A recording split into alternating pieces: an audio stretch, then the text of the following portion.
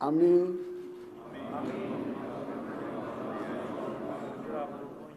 সংসদ সদস্য নির্বাচিত হইয়া সশ্রদ্ধ চিত্তে শপথ বা দৃঢ়ভাবে ঘোষণা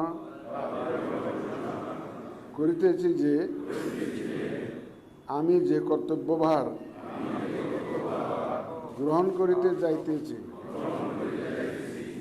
তাহা আইন অনুযায়ী ও বিশ্বস্ততার সহিত পালন করিব।